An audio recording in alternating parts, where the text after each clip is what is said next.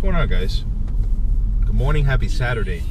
For those of you that don't know me yet, my name is Osmani Herrera. Everybody calls me Ozzy for short. I'm a self-proclaimed jack of all trades, master of none. But over the years, I've kind of built up the ability to tackle on almost anything business related or life related for that matter. The cool thing about life is that we all go through things, but not all of us handle those things the same way. That's the beauty of it. The other day I was thinking about, I'm very philosophical in my thought process, and I was thinking about a sphere, right? And typically when we look at an object, right, like for example, right now, how many nails do you see? You probably see 0, right? But in all reality, there's 5, at least in this hand. But I also have another hand, and I have 2 feet. So technically I have 20 nails.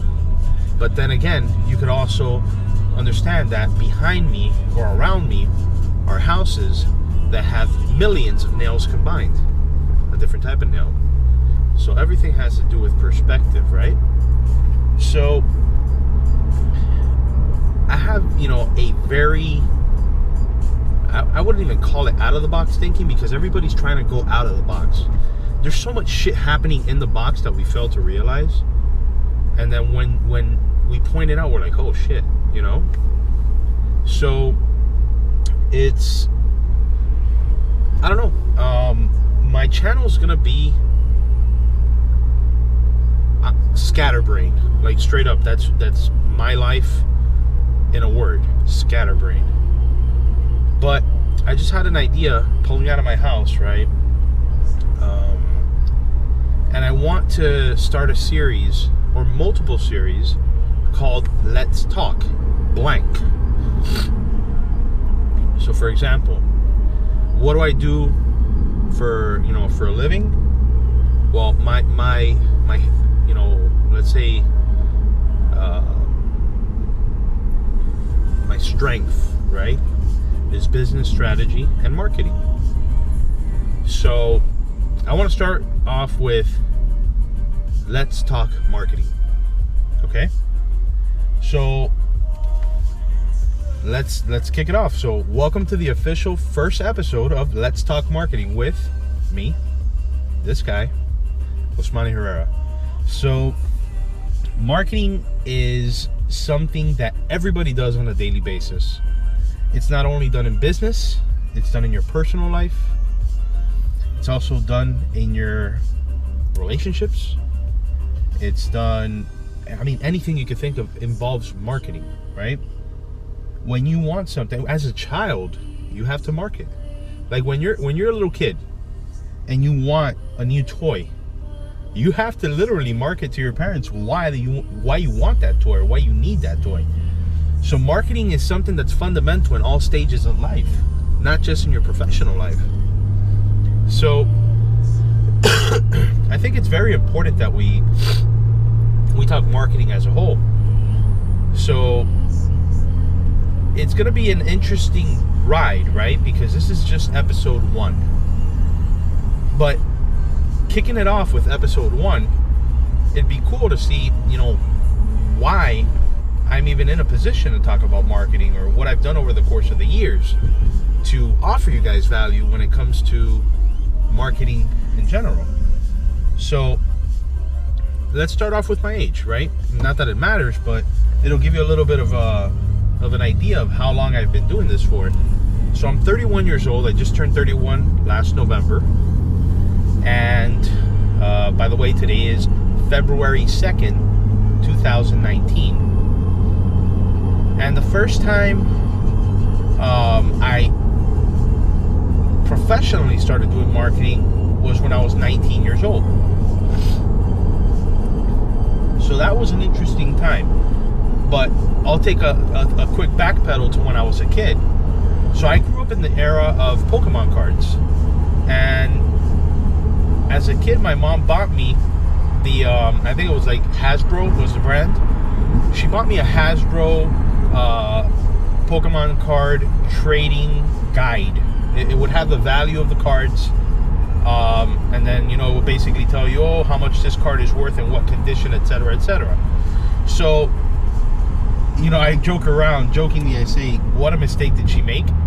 But I actually, you know, I appreciate the fact that, you know, my parents got that for me, because that's what kind of sparked my beginning of entrepreneurship. So I used to see these values, right? And it would give me something tangible of which I could tell people, hey, I have this first edition holographic Charizard or whatever, and it's worth 154 bucks. I want you to trade me that one, and give me 50 bucks. And the people were like, are you fucking out of your mind? That's when I would whip out my book and tell them, no, my card's valued 154 bucks. Your card's only valued XY, you know? So I would use that, and mind you, I was like 11 years old back then. So that was one of them. Then in middle school, I would make mixtapes, you know, sell them for $5 on CD, right? Because I was the only kid in my block that had high-speed internet. So I would make the mix of the week, and then when people would tell me, oh no, but I don't want that song, well, too bad, you're gonna get the mix, you just hit next. Obviously that's before the you know, the iPod, the first little iPods that came out, etc. Well, actually the big ones, well, they came out around the same time.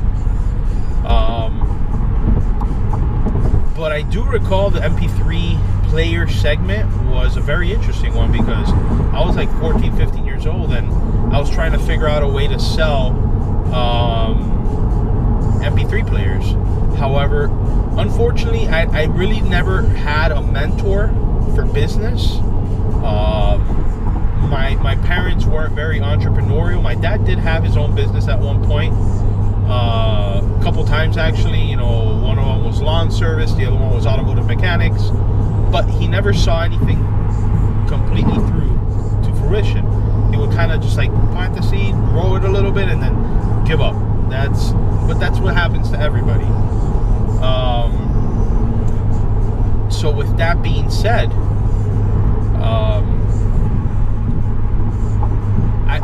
I never really had a solid coach as a child for entrepreneurship.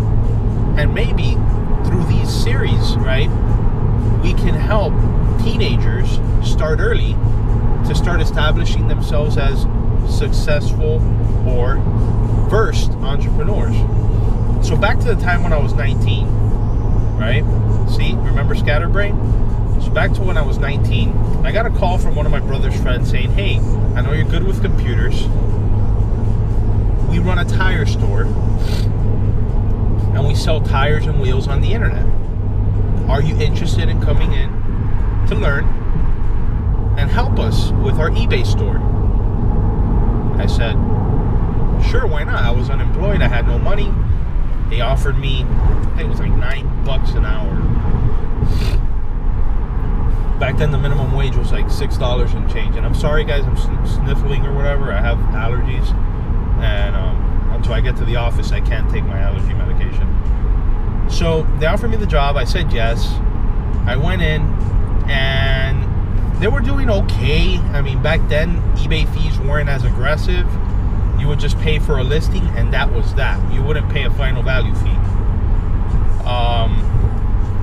Then they implemented final value fee, which wasn't as aggressive as today. But they were doing about, on a good month, I would say $42,000 in sales, which is not terrible. But when you consider the profit margins, it's nothing to, nothing to write home about. So they were doing that, and it was a group of like 3 or 4 people. I've always been able to figure out how things work in general, and pretty quickly I caught on to, without knowing what SEO is, or without knowing what algorithms are, or even I knew how to use search engines, but I didn't even know it was called search engines, because that's one of the cool things about life, guys. we use things on a daily basis, but we don't realize that it's what it is until it's brought up to our attention. And in the same fashion, you know, you could be fucking up doing something for years on end, but until somebody says, hey, did you notice that you're doing this way and you should rather try it that way, until that comparison, right, is formed, you don't know one way from the other, and that's good, right? So I kind of started just kind of diving into it, and I've always, I guess, had the ability to think from a consumer behavior standpoint. So if I was a buyer and I'm trying to search, how would I search? Which has helped me grow my current business of digital marketing.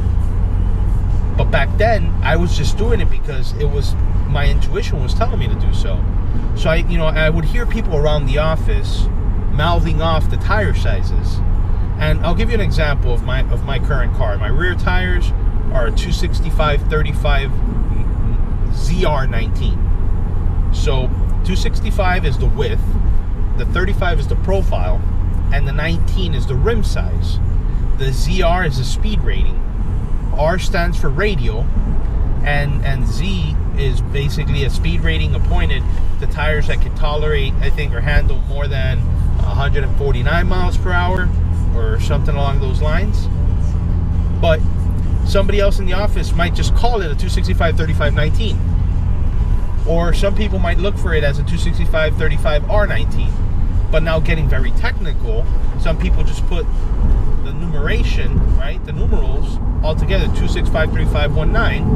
Other people put 265/35 like minus sign 19. So when you really come to look at it, there's probably over 15 variants of how to search for one query, right? You're obviously limited to about 60 or 70 characters in an eBay title. And I also started catching on to the fact that whatever 4 words I would put, or 4 words I would put in the title, were the ones that would trigger the most search results. So I technically started breaking down algorithms without knowing that they're algorithms. I didn't find out about algorithms until like 5 years ago. That's a fucking shame. But I've been using them my entire life. Even nature uses algorithms. There's a very good documentary on Netflix. I'll see if by whatever reason I can put it in the description. That documentary is on Netflix. It's called Algorithms. It'll give you a nice insight of how algorithms work and what they are in general. So, excuse me. So I figured out the best practices, so to speak, for eBay search results. That minor tweak, like I had said earlier, they were doing about 42K on a very good month, which is typically around tax season in the tire business, allowed me to take that store and grow it almost 300%. Meaning, we were doing on a good month $150,000 in sales, and it was myself, just me by myself. So it made a pretty significant difference in sales. Now, back to the to the topic at hand. Let's talk marketing. Marketing is an essential, and I would even call it the lifeblood of every single business in existence. And it's not just businesses that are new, it's even the older businesses, right? So to give you a little bit more context, right, you have a big, let's call it elephant in the room, called market share. So in your community, right, let's say in your town, a 20-mile radius, you work for a building constructions material company, right? So there's 3 of you in that community, in that 20-mile radius. Each one of you, if you equally divided that market, can have 33.3 whatever percent. But in all reality, it's not going to be that way. You have, let's call it A1 Building Supplies. They've been around for 45 years. So they have 40% market share. Then you have A2. They've been around for 10 years, but they're very aggressive. They have another 40%. And then you have A3 that they're just whatever, and they have 20%. So you have two people, A1 and A2 competing, and you have A3 kind of just like mooching up an extra 20% of business that A1 and A2 can fight for. Or if A3 were to, say, okay, we have the money to invest in marketing, let's see how we can gain a bigger picture or a bigger piece of market share, and they put that into practice, they have the ability to regain or recover some of that market share. But it's all contingent on who's steering the ship, right? So that age-old saying that it stems from the top, I've adopted a mentality that there's no top. In business, you have a team, you have your owners and you have your employees, but everybody's on the same line. Because at the end of the day, if you're really in it for your business, you're not going to be looking at who's who in the zoo, so to speak. You're just going to be looking at what the fuck is the company doing as a whole and what can we do better. So with that being said, a lot of companies, believe you me, don't even know how much they should be spending on marketing. So I'm going to give you kind of like a rule of thumb, right? Every business up to the 1M mark, and whenever I throw up 1M, 2M, 25M, 30M, I'm referring to millions. So any business up to the 1M mark should be allocating at least 10% of their intended revenue towards marketing. So let's say they want, or they're doing 500K in gross revenue, or they want to do 700K, they should be allocating over the course of a monthly basis that 10% of the year's gross revenue divided. So let's say that you want to hit 500K in revenue this year. You need to find out how you're going to allocate 50K amongst the 12 months. I'm terrible at fucking math, guys. So I'm thinking it's, I don't know, $5,000 per month, give or take. So you need to figure out how you can allocate $5,000 for your marketing efforts. Mind you, this isn't only for digital marketing. It could be, if you're an online company, you could just go all in on digital. However, the cool thing about the marketing world is that there's not one right answer. People are gonna toot their horn or beat on their chest and say, "Oh, Facebook ads are number one," or some people are gonna say Instagram ads. Other people are gonna say Google AdWords. Some people are gonna say SEO, and they're all right. They all contribute nicely to the overall marketing picture. But for example, one thing that might be a little bit more clever is, like I said, I'm 31. Some of you guys listening or watching might not be 31. You might be in your early 20s. And you've probably never seen a fucking inflatable gorilla on top of a building with a banner on it. Okay? Probably never seen that, because it's something that was out of your era. But here's a plot twist, okay? Marketers my age would tell a business owner, hey, that doesn't work. Digital is where it's at. 70% of traffic goes through your mobile phone. Blah, blah, blah, blah, blah, blah, blah. They're going to just start fucking throwing metrics at you. But here's the fucking elephant in the room, right? Or in this case, the gorilla on the roof. You have a 19-year-old influencer that walks up to this business. Let's say it's a fucking Chipotle. and there's this massive 50 fucking foot inflatable gorilla on the roof. And this guy, or girl, person, for that matter, literally stands in front of that business, pulls out their phone, goes on live,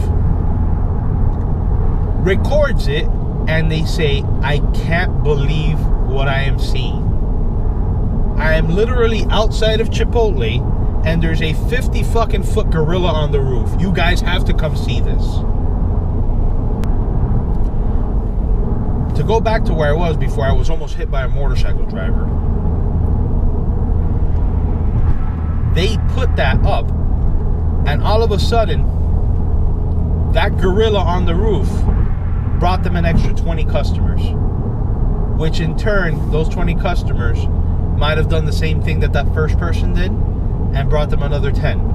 And exponentially, that one video, right, brought them, one video brought them 10 different channels of traffic.